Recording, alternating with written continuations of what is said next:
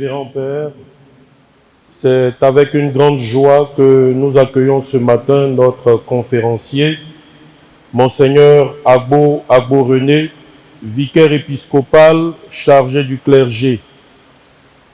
Monseigneur Agbo René est titulaire d'un doctorat en droit canonique, professeur vacataire à l'UCAO, membre du tribunal ecclésiastique diocésain et responsable du tribunal administratif d'Abidjan pour des causes spéciales.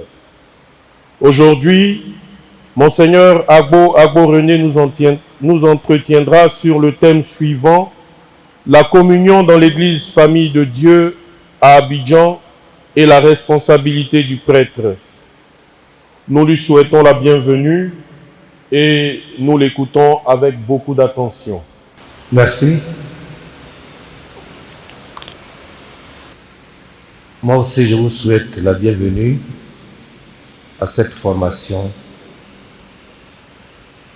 Chers frères dans le sacerdoce, permettez-moi de rappeler tout d'abord que la formation continue du prêtre, ce pourquoi nous sommes rassemblés en ce jour dans cette cathédrale, est une exigence intrinsèque du ministère ordonné au service de la fidélité au Christ, de la fécondité pastorale et de la communion ecclésiale, confère Presbyterorum Ordinis numéro 19. Cette exigence est reprise et approfondie par Pastores Dabo Vobis numéro 70. Le Code de droit canonique en donne une expression normative au canon 279, paragraphe 1. Le thème de la formation de ce jeudi 7 mai 2026 porte justement sur la communion ecclésiale. Il est ainsi libellé: la communion dans l'Église Famille de Dieu à Abidjan et la responsabilité du prêtre. Qu'est-ce qui a motivé le choix de ce thème? Quel est l'état de la question? Quel est le but recherché? Sans aller chercher loin, il convient de situer ce thème dans le contexte ecclésial qui est le nôtre. La rentrée pastorale diocésaine 2025-2026 d'Abidjan s'est tenue du 23 au 25 septembre 2025 autour du thème Église Famille de Dieu à Abidjan, synodale, autonome, au service de tous. Elle fut précédée d'un triduum de prières, notamment pour l'unité et pour une foi renouvelée. Par ailleurs, avant cette rentrée pastorale, il y a eu le jeudi 27 février 2025 une réunion du conseil presbytéral au cours de laquelle une décision importante a été prise concernant le choix de la modalité de gestion financière du diocèse. Le vote a été fait à partir de 3 propositions de gestion présentées par l'archevêque. Première proposition, péréquation globale, comme auparavant. Deuxième proposition, transformation de la procure des missions en microfinance, là, en plus de ce qui est versé, il faudra ajouter les quêtes des travaux des paroisses. Pour les besoins de l'archidiocèse, l'archevêque peut en user. Troisième proposition, gestion autonome des paroisses avec une quote-part annuelle à verser à la procure. Le vote du conseil presbytéral, le Sénat de l'évêque, a donné comme résultat nombre de votants 32. Plutôt, oui, 32. 30 voix pour la première proposition, une voix pour la deuxième, une voix pour la troisième. Relativement à sa vision pastorale pour l'Église Famille de Dieu à Abidjan, synodale, autonome, au service de tous, et en tenant compte du choix du conseil presbytéral, l'archevêque a fixé des objectifs financiers à chaque paroisse et il les a fait savoir. Par la suite, certaines gens ont répandu des tracts irrespectueux et méprisants à l'égard de l'archevêque. Celui-ci a demandé au conseil presbytéral d'organiser à l'occasion de la journée du sacerdoce, le 30 mars dernier, un panel sur le thème suivant: comment célébrer la passion, la mort et la résurrection du Christ dans une église famille de Dieu à Abidjan perturbée autour des objectifs financiers. C'était un panel pour des regards croisés des sciences théologiques et de droit canonique.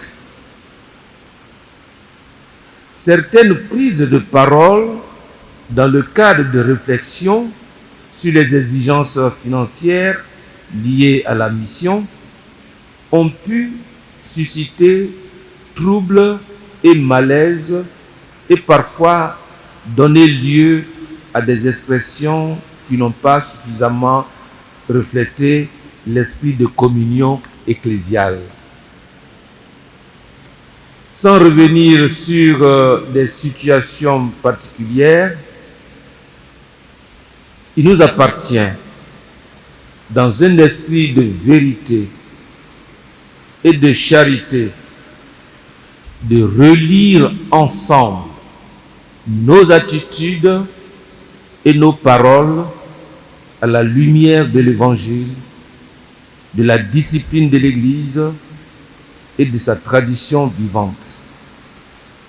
D'où le choix du thème de cette formation continue: la communion dans l'Église Famille de Dieu à Abidjan et la responsabilité du prêtre. Mon exposé s'articulera autour de 4 points, à la lumière bien sûr de la tradition de l'Église, de son droit et de l'enseignement des pères. Premier point, la communion, bien suprême de l'Église. Deuxième point, le respect et l'obéissance dus à l'évêque. Troisième point, la responsabilité du prêtre dans la parole et l'attitude. Quatrième point, conversion ecclésiale et spiritualité de communion. Premier point. La communion, bien suprême de l'Église. Le Concile Vatican II enseigne le même Gentium numéro 1. L'Église est dans le Christ comme un sacrement, c'est-à-dire à la fois le signe et l'instrument de l'union intime avec Dieu et de l'unité de tout le genre humain. Fin de citation. La communion ecclésiale plonge ses racines dans la vie trinitaire. Elle est une participation à la communion du Père, du Fils et du Saint-Esprit. La communion ecclésiale n'est donc pas d'abord une construction humaine, mais un don trinitaire. Elle comporte une double dimension, invisible et visible. Dimension invisible. Communion avec Dieu par la grâce. Dimension invisible. Communion dans la foi, les sacrements et la hiérarchie. Comme le rappelle la Congrégation pour la doctrine de la foi, et je cite, l'édification et la sauvegarde de l'unité sont de la responsabilité de tous dans l'Église. Communionis Notio, numéro 15 de l'année 1992. L'Eucharistie est le lieu privilégié de cette communion. Elle est le sacrement de l'unité de l'Église. Alors Saint Paul exhorte: ayez à cœur de garder l'unité de l'esprit par le lien de la paix. Éphésiens 4, verset 3. Et encore, il n'y a qu'un seul corps et un seul esprit, un seul Seigneur, une seule foi, un seul baptême. Éphésiens 4, 4 à 5. Le droit de l'Église en tire une conséquence directe. Canon 209, paragraphe 1. Les fidèles sont tenus par l'obligation de garder toujours, même dans leur manière d'agir, la communion avec l'Église. Ainsi, la communion est trinitaire dans son origine, ecclésiale dans sa forme, eucharistique dans son expression, missionnaire dans sa finalité. Dans cette ligne, le cardinal Ignace Bessi Dogbo rappelle avec insistance dans ses orientations pastorales pour l'archidiocèse d'Abidjan 2025-2026, dans ses homélies diocésaines ou ordinaires, ses interventions au conseil presbytéral, etc., que l'évêque constitue le lieu premier où se vérifie la communion sacerdotale. L'archevêque souligne en outre que l'Église Famille de Dieu à Abidjan ne peut être crédible que si elle est visiblement unie, surtout dans les moments de tension. Il rappelle également que l'expression des difficultés ou des incompréhensions doit toujours se faire dans le respect de l'unité de l'Église. Dans cette perspective, son appel à construire une Église famille de Dieu à Abidjan, synodale, autonome, au service de tous, engage les prêtres à une attitude de foi, de responsabilité et de communion. Autrement dit, la communion n'est pas seulement un principe théologique, elle est un témoignage missionnaire. Voilà pourquoi Jésus dit au Père dans sa prière sacerdotale, en lui confiant ses disciples, que tous soient un. Comme toi, Père, tu es en moi et moi en toi. Qu'ils soient un en nous, eux aussi, pour que le monde croie que tu m'as envoyé. Jean 17, 21. Dès les premiers siècles, Saint Cyprien de Carthage enseignait: l'épiscopat est un et chacun y participe en totalité. Voilà pourquoi notre icône qui vient de nous quitter, le père Akafou Grab Pascal de Vénérée Mémoire disait: si l'évêque dit on va à gauche, tous on va à gauche. S'il dit on va à droite, tous on va à droite. Toute atteinte à la communion visible n'est pas seulement disciplinaire, elle atteint le mystère même de l'Église. Elle contredit la prière du Christ lui-même. Deuxième point,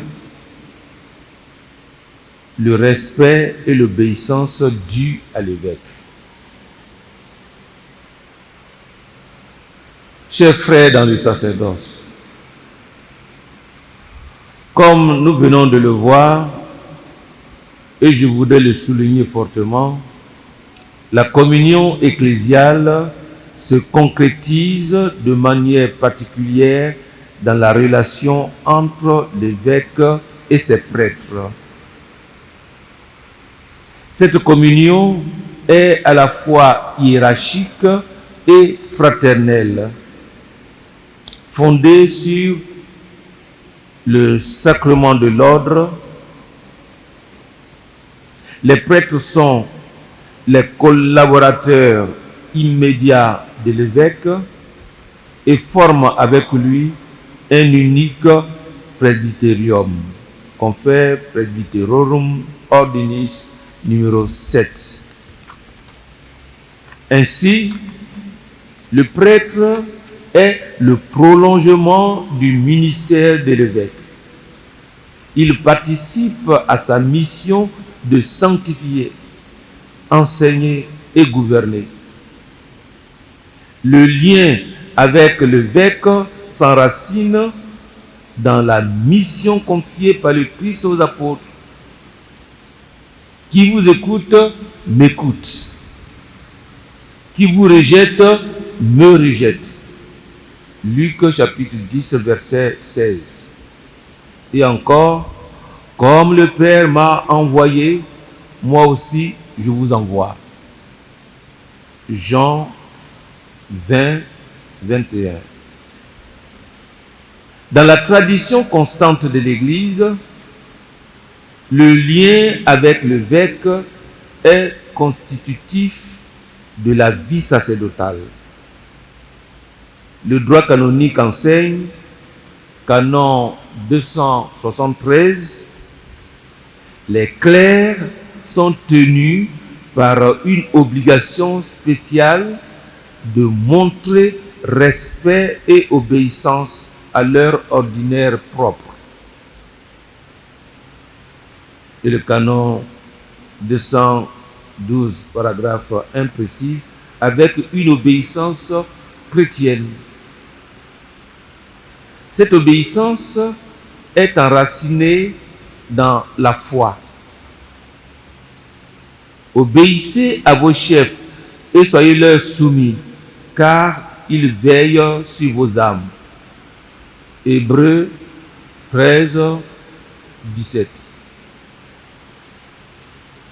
Ainsi, le respect de l'évêque est une attitude profondément spirituelle.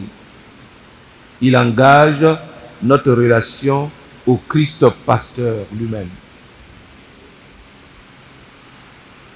Dès les premiers siècles, l'Église a reçu, gardé et transmis avec une clarté remarquable la vérité de la communion ecclésiale autour de l'évêque.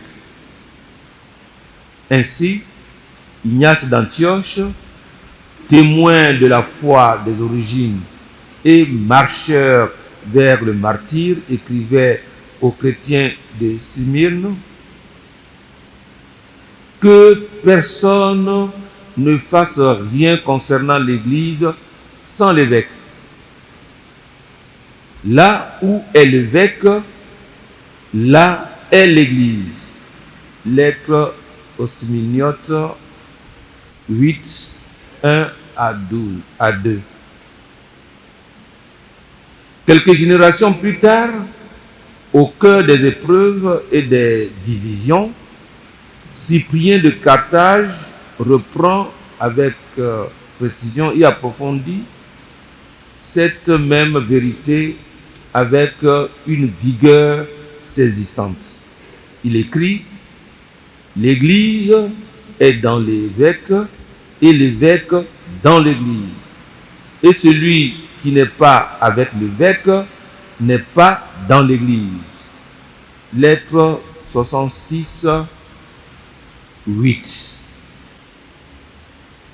Ces paroles venues des pères montrent que l'obéissance à l'évêque n'est pas seulement disciplinaire, mais profondément théologique et ecclésiale.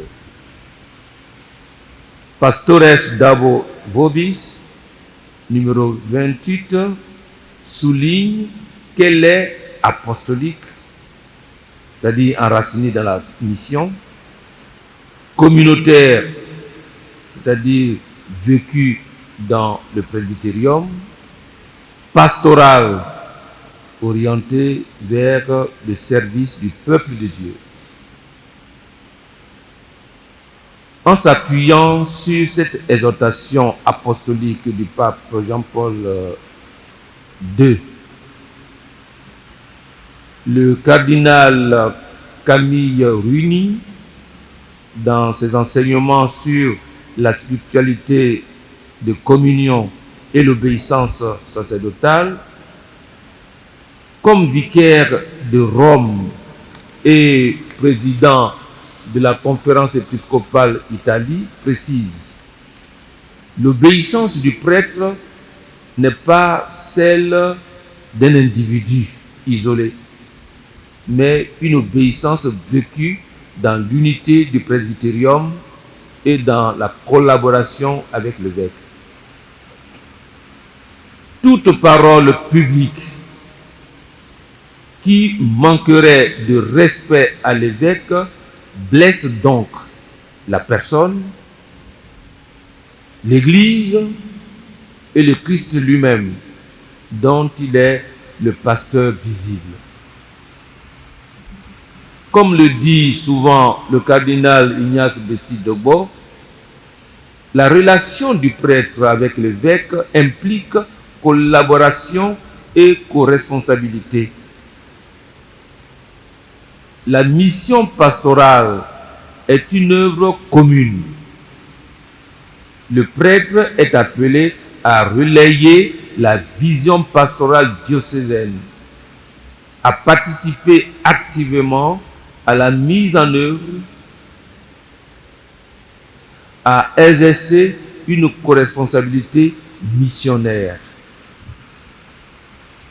À propos des biens matériels, l'Église a le droit d'acquérir et de gérer des biens, confère Canon 1254, paragraphe 1.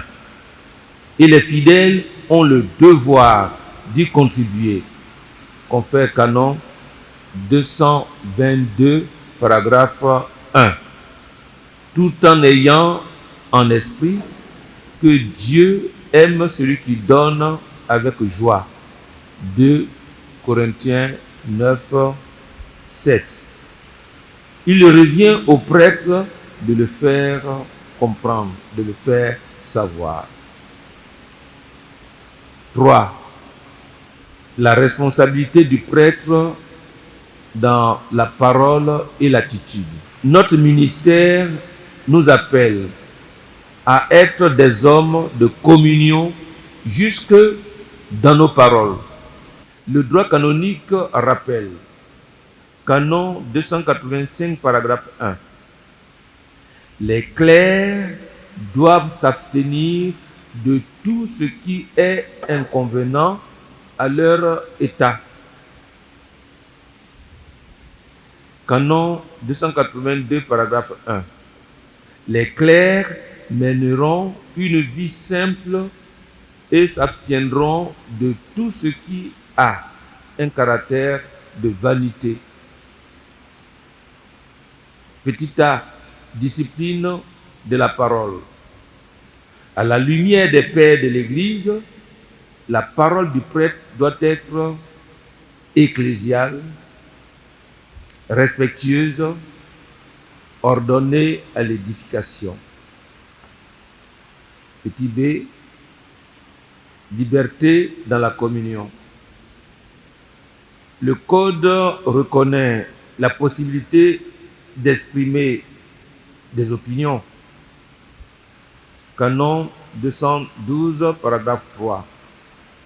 Selon le savoir, la compétence et le prestige dont ils jouissent, les fidèles ont le droit et même parfois le devoir de donner aux pasteurs sacrés leur opinion sur ce qui touche le bien de l'Église.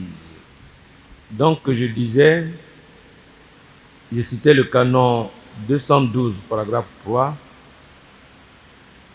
Selon le savoir, la compétence et le prestige dont ils jouissent, les fidèles ont le droit et même parfois le devoir de donner aux pasteurs sacrés leur opinion sur ce qui touche le bien de l'Église, en sauvegardant toujours l'intégrité de la foi et des mœurs, ainsi que le respect dû aux pasteurs. Mais cette liberté a des limites claires. La communion, la charité, le respect de l'autorité. Ignace d'Antioche nous rappelle que toute initiative doit rester en communion avec l'évêque. Ainsi, la liberté sans communion devient division et la vérité sans charité devient dureté. Le cardinal Ruini met en garde contre un danger réel. Le point de vue personnel peut devenir une prison et un principe de désagrégation de la communauté. Cela est particulièrement actuel.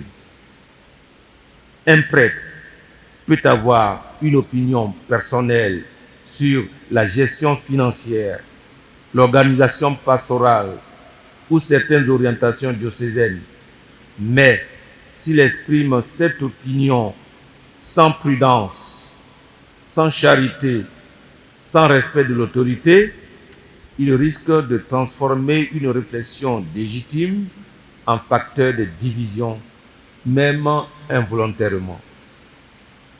À l'inverse, un prêtre qui exprime ses préoccupations dans un cadre approprié avec respect, avec un vrai souci de l'Église, devient un artisan de communion. Quatrième point, conversion ecclésiale et spiritualité de communion. Les événements récents sont pour nous une grâce si nous acceptons d'y voir un appel à la conversion ecclésiale. Cette conversion implique 1. Une purification de langage. 2.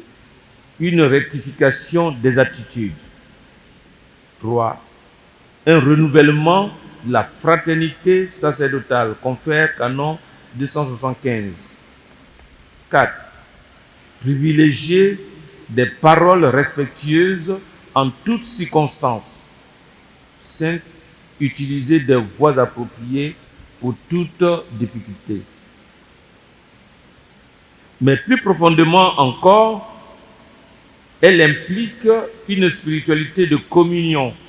Cette spiritualité suppose sortir de l'individualisme, accueillir les charismes des autres, vivre dans une disponibilité pastorale. La communion suppose unité et diversité.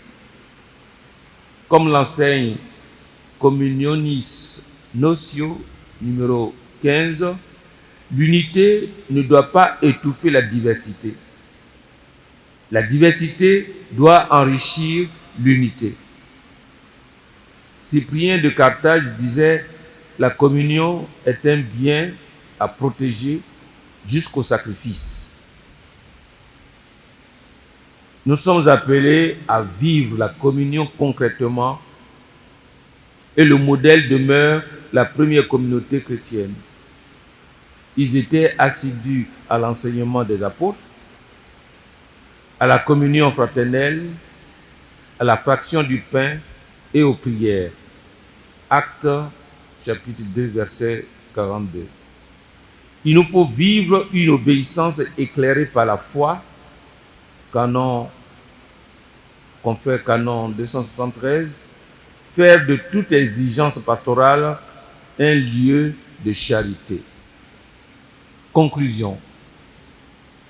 À la lumière de la tradition de l'Église, de son droit, le droit canonique, et de l'enseignement des pères, il apparaît clairement que la communion n'est pas un simple idéal, mais une exigence essentielle du ministère sacerdotal, une réalité à vivre concrètement dans nos paroles, dans nos relations, dans notre mission.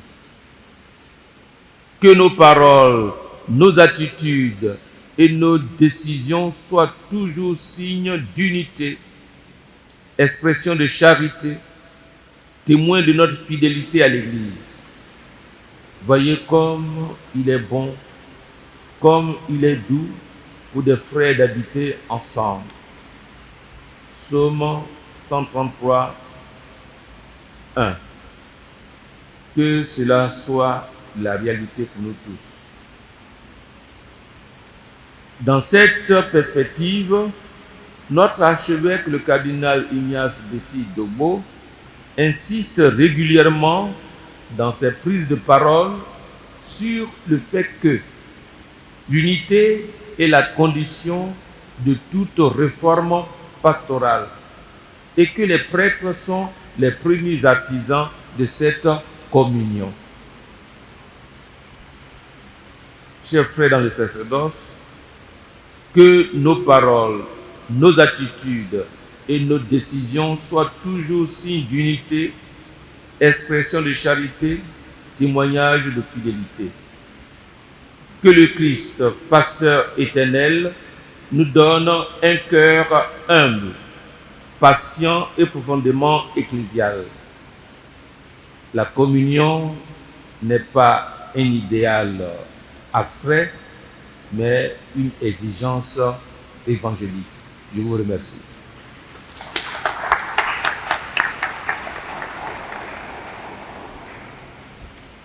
Je voudrais dire merci à notre aîné, Monseigneur René Agbo, pour cet enseignement.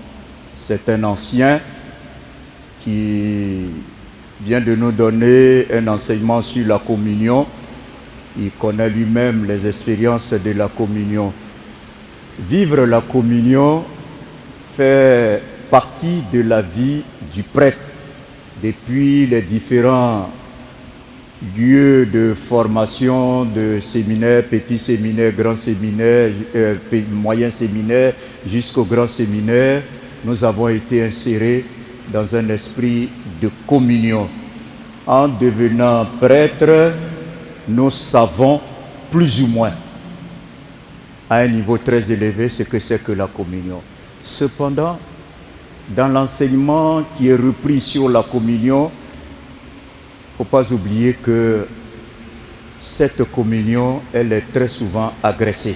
Et nous sommes rassemblés, il y en a qui ont été toujours formés par la communion, mais qui découvrent que dans la pratique, la communion, ce n'est pas cela.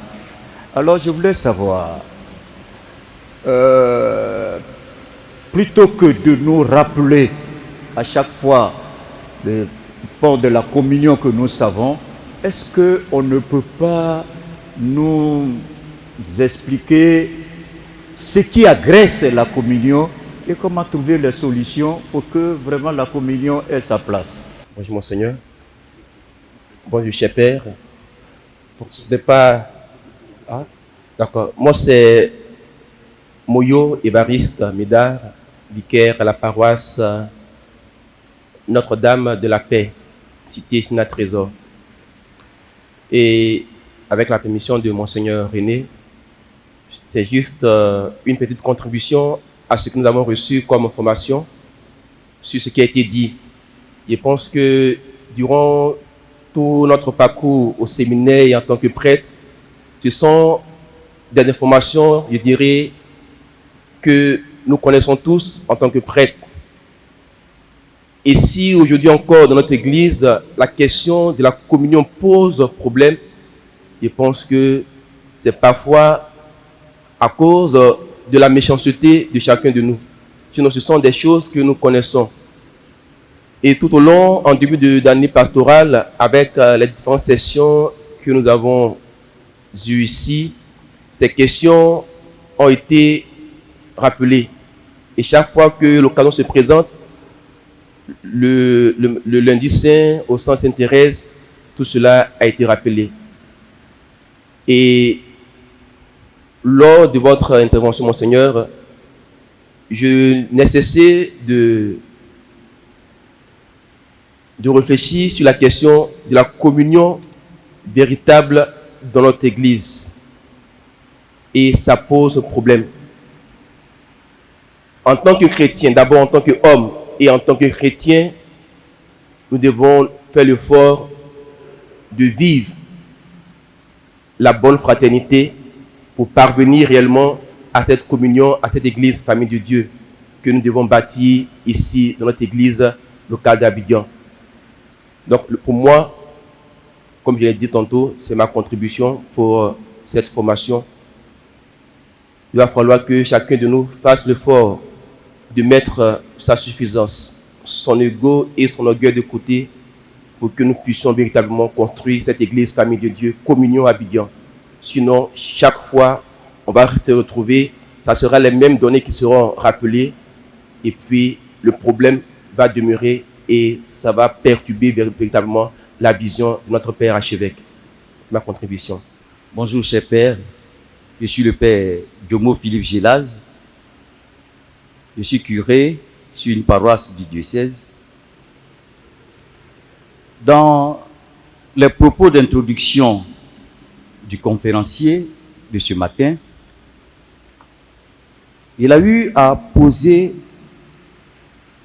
3 questions par rapport au thème. La motivation, l'état de la question, et puis le dernier c'était l'objectif.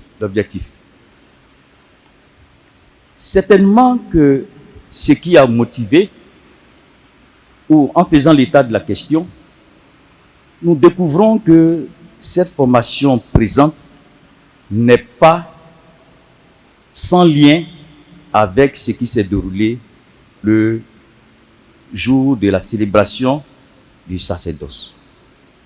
À Abidjan, il y a des prêtres grands, il y a des grands prêtres. Grands par la taille, grands dans le cœur. Et je sais que nos aînés ont su capter le problème. Et c'est pourquoi je voudrais venir me prosterner peut-être à leurs pieds pour leur demander une chose que je sais qu'ils ont fait par anticipation. Rassurer l'évêque. Dites au cardinal que les prêtres d'Abidjan sont grands. Et comme vous l'avez fait, rassurez-nous que vous lui avez demandé pardon. À l'issue de cette formation et de cet enseignement, je pense que la dernière question, qui est l'objectif, doit être peut-être un retour au pied de l'évêque pour lui demander pardon. De telle sorte que la confiance entre l'évêque et les prêtres, qui est le fondement même de la communion, que cette confiance-là ne disparaisse pas. Alors, la communion est agressée. Qu'est-ce qui agresse la communion? C'est la préoccupation du Père Diaou. Je dirais que la communion sera toujours agressée. Et on devra toujours répéter qu'il faut sauvegarder la communion. Il n'y a rien de nouveau sous le soleil. Le Christ lui-même a eu cette préoccupation avant de passer de ce monde à son Père, à un moment crucial dans la prière sacerdotale. Il a demandé avec insistance au Père de faire en sorte que ses disciples restent en communion dans l'unité, que tous soient un. Comme a dit le Père Jomo Philippe, oui, il y a cette unité, mais le Christ demande même l'unité parfaite. C'est-à-dire l'unité totale. Comme je l'ai rappelé, le Père Akafou dit, on est tous soumis à l'évêque. Si l'évêque, on fait un avec lui. C'est de cette unité-là qu'il s'agit. Oui, la communion sera toujours la préoccupation de tous à tout moment. Voyez-vous, quand Monseigneur Boivin s'en est allé et que le cardinal Yago prenait la tête de l'archidiocèse d'Abidjan, il s'est recueilli et le thème, plutôt son mot, comment on appelle ça, sa devise qu'il a communiquée, c'est Ut unum sint, qu'il soit un. Voyez-vous, qu'il soit un. Qu'il soit un autour de moi,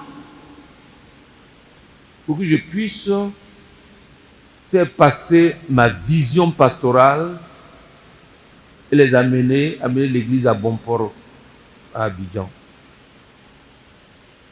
Quand le cardinal Jean-Pierre Coutoin, parti du diocèse d'Abidjan, pour se trouver à la tête du du diocèse de Gagnoua, quand il est revenu, sa première, le premier thème son thème de sa première année pastorale à Abidjan, c'était quoi? Que tous soient un. Quand il nous a rassemblés pour choisir le thème, on a dit que tout soit un. Que tout soit un autour de lui. Parce qu'il était là, il est parti. L'eau a coulé sous les ponts. Il revient, il faut qu'on soit un autour de lui. Qu'on ne reste pas à penser, non, c'est comme ça qu'on faisait, c'est comme ça qu'on faisait, il ne faut pas changer. Donc, on a épousé sa vision, que tout soit un autour de lui. Voilà. Donc, le cardinal Bessi, aujourd'hui, arrive. Bon, il demande cette unité aussi autour de lui, tout simplement. Comme j'ai eu à le dire dans mon exposé, eh bien, il y a des choses qu'on peut ne pas bien comprendre, qu'on peut ne pas bien épouser, mais il y a le fort à faire au nom de cette unité-là. Je crois que j'ai assez parlé de cette unité, de sa racine profonde. Alors, donc, c'est une conversion à faire, tout simplement. La solution au problème, je crois qu'on la trouve au petit séminaire de Benjerville. Je ne sais pas si on a enlevé cet écriteau, mais quand vous arrivez au début de l'escalier, des escaliers pour aller au premier étage là, où se trouvait donc l'administration et les chambres des prêtres, dès que vous montez, vous regardez, il y a cette inscription. Qu'est-ce qu'on a écrit dessus? Tous appelés, tous responsables. C'est ça là. Il faut être responsable, se dire, bon, on est tous appelés, l'évêque aussi appelé, moi aussi je suis appelé. C'est lui qui porte la vision, il a communiqué sa vision. Bon, on est tous responsables. On meurt ensemble, ou on vit ensemble. C'est ça.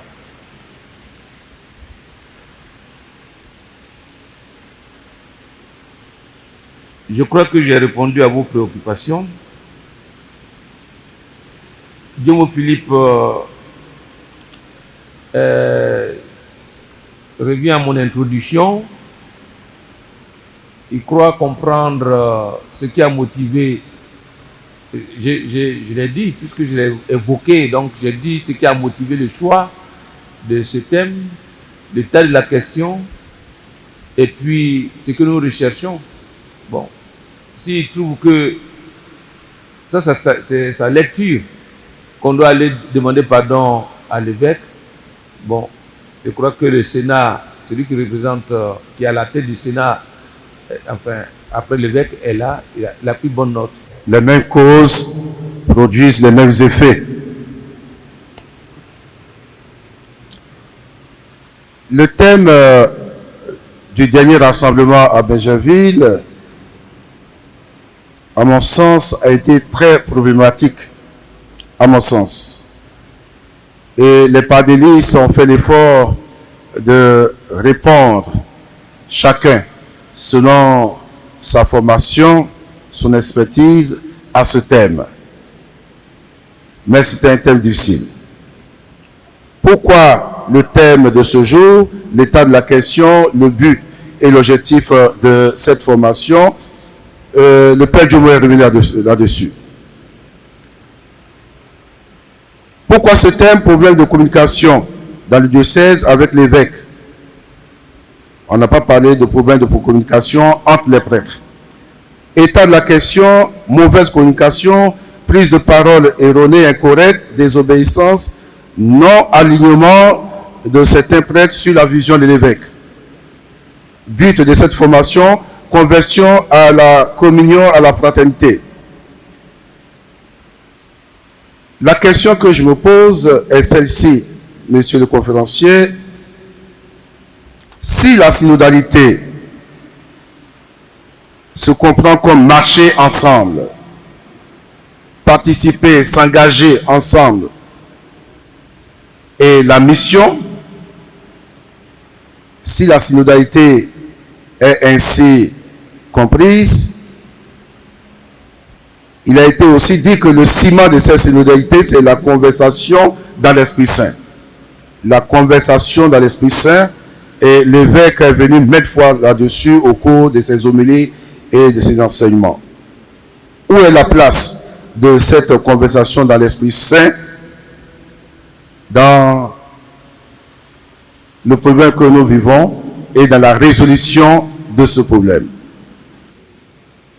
Alors, on me signale que je n'ai pas répondu directement à la préoccupation du père Seka, à savoir la place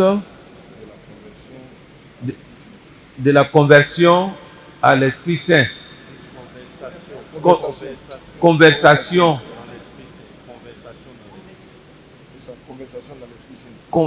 Se convertir à la conversation. Fait l'appel à l'Esprit Saint dans les décisions. Fait l'appel à l'Esprit Saint dans les décisions, sinon la prise de décision. Mais, oui, bien préciser ta pensée.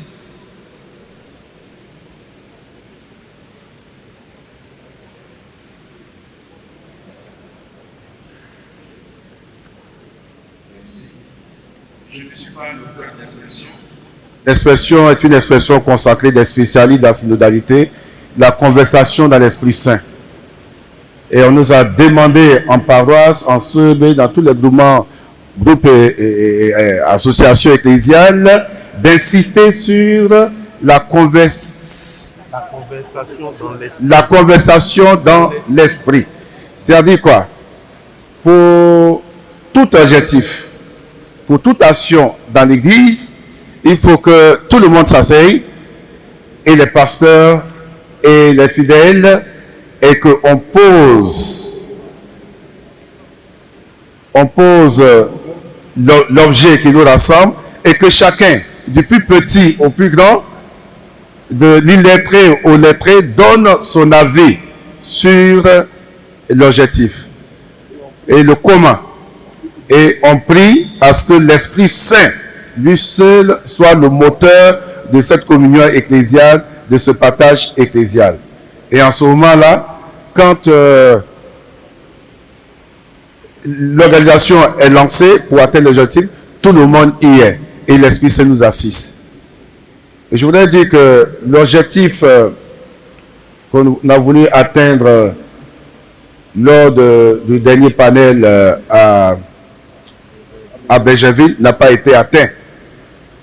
Cet objectif n'a pas été atteint.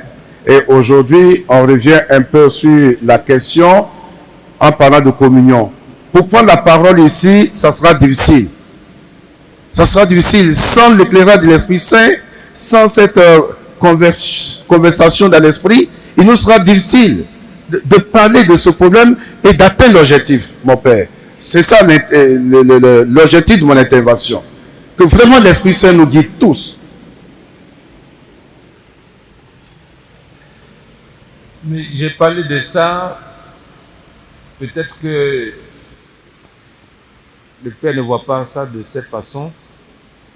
J'ai dit la conversation dans l'Esprit Saint implique sortir de l'individualisme,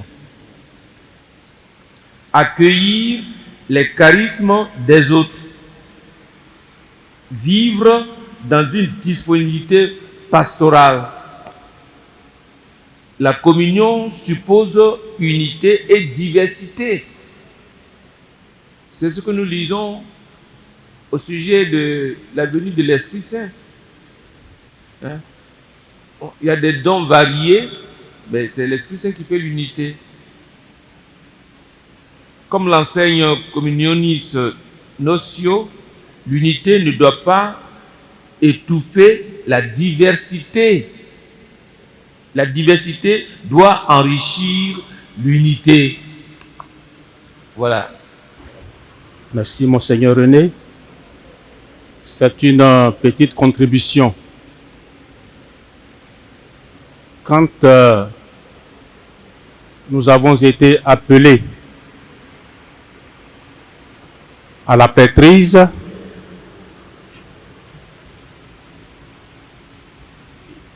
nous savions par exemple que le prêtre ne peut pas contracter mariage avec une femme. On l'a accepté. Et personne ne contracte mariage parmi les prêtres, à moins de sortir de là. Nous avons prêté obéissance, comme serment, obéissance à notre évêque et à ses successeurs.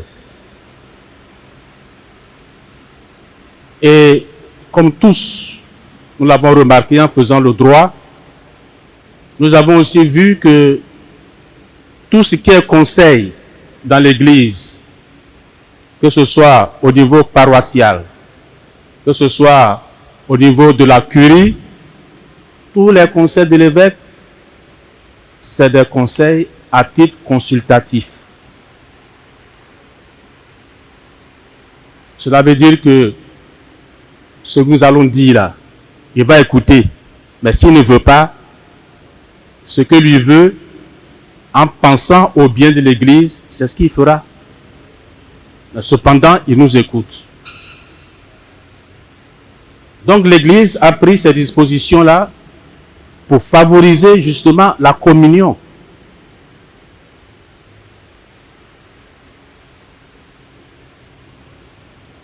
Le seul organe qui, avec une vacance, n'est pas consultatif, mais donne son avis auquel on tient compte, c'est le collège des consulteurs. Mais en ce moment-là, l'évêque qui était là, il n'est plus là. Celui qui est venu là, et qu'on ne peut pas décider seul, ou bien c'est un administrateur, alors le collège consultatif lui donne un caractère juridique plus fort pour agir. Mais à part ça, tout le reste. Comme disait un aîné, un prêtre qui est devenu maintenant évêque jusqu'à il est allé maintenant à la retraite, il est devenu évêque émérite. Et comme nous, quelquefois, nous faisons comme les enfants qui tapent les fesses de leur papa, bien de leur maman. Donne-moi 25 francs, donne-moi 25 francs. Mais ce n'est pas en tapant les fesses là que tu vas avoir les 25 francs. Si papa a dit non, tu n'auras pas les 25 francs. S'il dit oui, après avoir dit tu auras les 25 francs. Donc c'est de ne pas prendre la place de l'autre. Ne pas prendre la place de l'autre dans sa fonction. Obéir. C'est pourquoi j'apprécie la vie religieuse où les pouvoirs sont tournants. Aujourd'hui, tu es le premier responsable. Après-demain, ça sera un autre. Et ainsi de suite. Et ça nous apprend à être humble et à accepter ce que c'est que l'obéissance et la communion. Il en est de même au niveau paroissial. Le curé qui est là, on nous a donné comme un aîné pour diriger. Nous devons lui être obéissants. Même s'il est plus jeune, c'est la responsabilité qu'on regarde. Fort de cette responsabilité, nous lui devons obéissance. Ce n'est pas l'âge. Tout cela, nous le savons. Donc, je voudrais nous inviter à l'humilité et puis à notre état de prêtre, à méditer plus afin d'accepter les décisions de l'autorité de l'Église.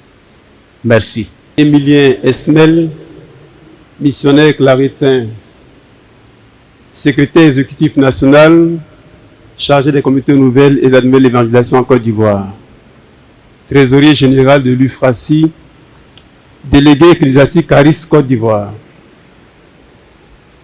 Et je commence par dire merci, Monseigneur, qui fut d'ailleurs mon professeur de mathématiques en 6e, au petit séminaire de Bégerville, et de géologie en 4e. Donc, révérence.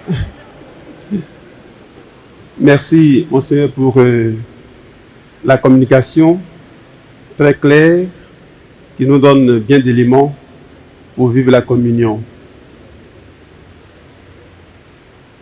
Tenant compte de ce que vous avez dit en vous plantant le décor de votre intervention, je voudrais dire merci à ceux qui avaient été, aux confrères qui ont été sollicités pour nous entretenir à Sainte-Thérèse. Pour ma part, les communications étaient de très bonne facture en termes de densité, en termes de contenu.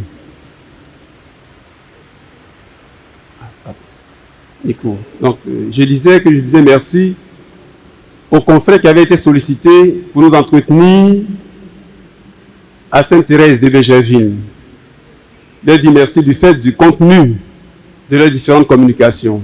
En tout cas, pour ma part, j'avais trouvé des éléments susceptibles de nous aider à vivre en Église Famille de Dieu à Abidjan, en référence au thème qui leur avait été soumis en réflexion.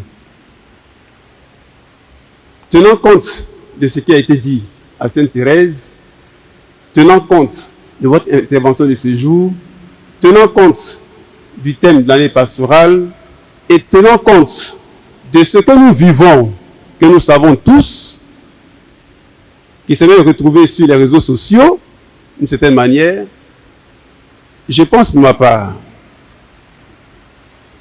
et c'est là peut-être le plus important de mon propos, je pense pour ma part qu'il y a lieu que nous fassions effort en termes de sincérité. Oui, il y a lieu que nous fassions effort en termes de sincérité. Nous sommes en Église, nous sommes des prêtres. Et nul ne peut apprendre cela à quiconque parmi nous. Un peu d'effort dans la sincérité. Je vais mettre le pied dans le plat.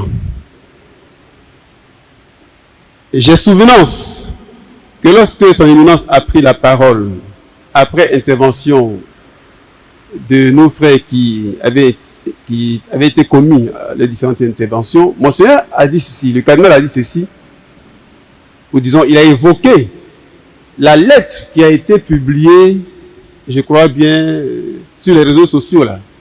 Il a évoqué ça comme ça, en passant. Moi, je voudrais poser la question, qui a écrit cette lettre? On ne trouvera pas de réponse ici. On ne trouvera pas de réponse ici. J'en suis certain. Mais si ce sont des laïcs qui ont écrit la lettre en question, bon, je peux dire que la chose, ça peut encore passer. Mais s'ils sont des prêtres, il y a un travail à faire. S'ils sont des laïcs, on peut encore comprendre. Et le travail qu'il va falloir faire à ce niveau-là nous revient, nous prêtres, de faire en sorte que les laïcs comprennent que ce qui est en train de se faire a été décidé de commun accord, puisque dans l'intervention de Monseigneur tout à l'heure, il est advenu à nous montrer comment est-ce que les décisions ont été prises. Ça n'a pas été pris comme ça. Apparemment, je dis apparemment parce que bon, apparemment, nous avons été consultés. Maintenant, si c'est le mode de consultation qui ne nous sied pas, alors il va falloir revoir la chose. Parce que Monseigneur a parlé de 32 votants. Aimerions-nous que nous soyons individuellement interrogés? Ça, c'est une question. Peut-être que les 32 votants ne reflètent pas. Ah, c'est le Sénat, hein, c'est le conseil presbytéral. Le conseil presbytéral, oui. Il représente tous les prêtres. Oui, donc en réalité, c'est tous les prêtres. C'est valable là. Voilà. C'est valable en réalité. Mais bon, je me dis, peut-être si ça pose problème, il aurait fallu, ou peut-être il faut, que les prêtres dans leur ensemble soient consultés, je pense. Mais logiquement, les 32 reflètent le presbytérium. Sur ce, ça ne devrait pas poser problème. Or, ça pose problème apparemment. Que faire? Je reviens donc pour chuter, pour dire que pour ma part, il faudrait que nous soyons conséquents avec nous-mêmes et que nous fassions assez d'efforts en termes de responsabilité. Et cela suggère donc que nous fassions appel à qui peut nous aider. Qui? C'est le Seigneur. Là, c'est la prière maintenant. C'est la prière. Et donc, solution concrète, Monseigneur, je suggère que dans nos prières universelles, des dimanches, qu'une prière soit formulée en référence à l'unité dans le diocèse. De façon conséquente, chaque dimanche pour nos messes dominicales, une prière en lien avec l'unité. Et l'Euphrastie, donc le bureau diocésain, je suggère que l'Euphrastie, ceux qui composent le bureau diocésain là, les prêtres là, du bureau diocésain de l'Euphrastie, chaque jeudi, comme jeudi est considéré comme jour du sacerdoce, chaque jeudi, les messes que vous allez célébrer, que ce soit pour les prêtres du diocèse, l'union, l'entente au sein du presbytérium d'Abidjan, jeudi. Le bureau de l'Euphrastie. Chaque prêtre constituant le bureau de l'Euphrastie diocésain, le bureau donc, vous allez célébrer l'Eucharistie pour l'unité des prêtres du diocèse d'Abidjan. Voici les solutions que je propose pour me référer au Seigneur qui, avant de partir de ce monde, priait pour l'unité de ses disciples. J'ai une suggestion à nous faire. C'est tout simple. Tous autant que nous sommes, si on choisit l'un ou l'autre de chacun de nous comme pasteur d'un diocèse, il y aura forcément un jour des remous. La preuve, un curé peut dire et partager l'expérience qu'il vit personnellement avec ses propres ouailles. Ce n'est pas évident. Seulement, nous les prêtres, autour de notre père archevêque, comme a dit notre père conférencier, nous avons une exigence liée à notre matrice sacerdotale. C'est l'unité parfaite. L'unité parfaite. Si nous avons des choses à porter à l'autorité, je nous demande pardon. Écrivons, mettons notre nom, envoyons le sujet, la préoccupation au conseil presbytéral. C'est plus simple et c'est honorable à l'évêque et à ces différents conseils d'apprécier l'angle et de choisir la décision. Aussi, dans la préoccupation que nous pourrions formuler, peut-être proposer des pistes de solutions ou des pistes d'éclairage qui pourraient permettre de mûrir une décision. Je nous en prie, c'est Église. C'est Église, c'est nous. Vous voyez, parfois on est dans les presbytères où, avec nos propres fidèles, on dit des choses. Il s'agit de notre propre évêque. Peu importe son nom. Demain, il sera là, il ne sera plus là. Après, il y aura un autre. Peu importe son nom. Je ne crois pas que même nous, en tant que curé ou même CEDEC, on ait du plaisir à ressentir le côté aigre d'une relation humaine. Peu importe son nom. Soignons notre relation avec notre propre évêque. Éventuellement, si les chrétiens nous disent, ah, votre évêque est comme ça, et même nous-mêmes, on entend de nos propres confrères, sachons raison garder, parce qu'il s'agit de notre propre business. Gérons diplomatiquement nos dossiers, de telle sorte que nous-mêmes, nous ne prêtons pas le flanc à exposer un mauvais regard sur notre rapport par rapport à l'évêque. Regardez, enfin, il y a une congrégation que j'aime bien, les Sœurs Nord donnent la paix. Je suis allé faire une enquête de thèse et j'ai interrogé une directrice d'école que je connais. Et puis je lui ai dit, écoute ma soeur, je suis venu savoir un peu la vie de l'école catholique. Mon père, est-ce que tu as écrit à notre supérieur? Il dit, mais ma soeur, je te connais. Il faut que la supérieure me donne la permission de te parler. Parce qu'il y a des choses de notre congrégation dont elle est le garant. Et j'ai compris que au cœur de la congrégation, il y a une dynamique de confidentialité, de réserve liée à leur ministère et à leur mission. Et ça, je ne nous l'apprends pas. La confidentialité et la réserve doivent être nôtres, parce que ça fait partie de notre matrice. On va bon nous dire, parfois nous-mêmes, les gens viennent nous dire, et on dit, oui, mais il est comme ça, il est comme ça, il est comme ça, il est comme ça, il est comme ça. Mais justement, on crée un effet d'entraînement, et nous-mêmes, on partise à cela. Bon, je ne crois pas que ce soit honorable que, à partir des tracts, on ait plaisir à se rendre compte que notre propre évêque est, en fait, est vilipendé, enfin, pardonnez-moi, mais par éducation. Supposons que c'est notre propre papa. Quoique nous sommes au terme de cette formation et l'organisateur me demande un dernier mot. Je crois que j'ai tout dit, hein. J'ai tout dit. Je suis parti du fait du panel. J'ai dit heureux panel qui a suscité que nous revenions à ce qui est essentiel dans l'Église, la communion. Le Christ lui-même a prié avec les larmes pour cette unité, cette communion après lui, qu'il soit un, comme nous sommes un, Père, moi en toi et toi en moi. Et on l'applique à l'évêque et à ses prêtres, qu'ils soient un. L'évêque en ses prêtres et les prêtres en leur évêque. Que leur unité soit parfaite. Donc le panel a suscité cette formation qui est un éveil, un réveil. Et on comprend qu'effectivement, il y a quelques malaises.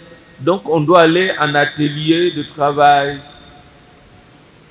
Voilà même que le conseil presbytéral, qui est le Sénat dans l'Église, le Sénat de l'évêque, on dit de ce Sénat-là, bon, peut-être que ce que les membres ont dit là, ça ne reflète pas l'opinion de tous les prêtres. Vous voyez jusqu'où on arrive. Donc, il faut un atelier pour préciser toutes ces choses-là.